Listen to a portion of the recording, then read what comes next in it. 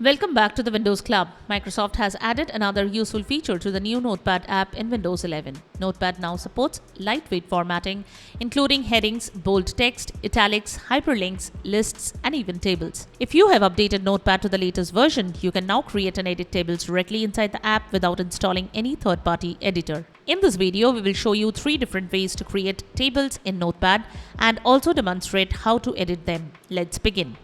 Create a table using the formatting toolbar. There is a few new formatting toolbar to use Markdown in Notepad. It remains enabled by default and is available in the top middle part. It includes a bulleted lists option, headings, bold, and other formatting options, and a table drop-down menu. Open the Notepad app. Make sure you are using the latest version from the Microsoft Store. Now look at the top of the Notepad window. You will see the new formatting toolbar. If you don't see it, click the settings icon and make sure the formatting option is enabled. Now click the table drop-down button on the toolbar. A small grid appears. Simply move your mouse across the grid to choose the number of rows and columns you want. You can create a table with up to 5 rows and 5 columns using this method. Once you have selected the size, click the left mouse button. Your table will be inserted instantly. You can now type inside the cells, add hyperlinks, apply bold formatting, create headings, or use any other supported formatting option.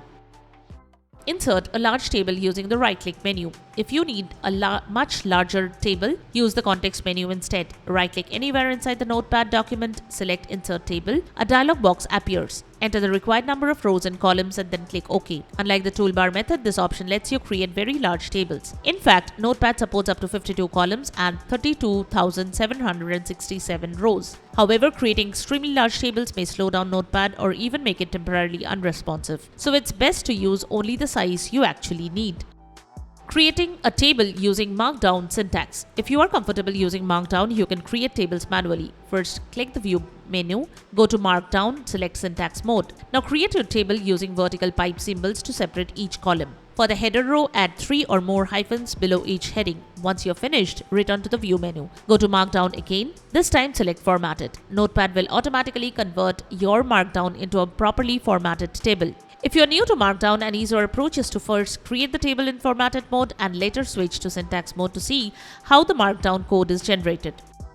How to edit a table. Once your table has been created, editing it is very simple. Click inside any table cell. Now click the table menu on the formatting toolbar. Select Edit Table. You will find 3 groups of options. The Insert menu lets you insert a new row above or below the current row. You can also insert a new column to the left or right. The Select option lets you quickly select the current row, current column, or the entire table. And the Delete option allows you to remove a row, a column, or the entire table. You can also access these same options by right-clicking anywhere inside the table.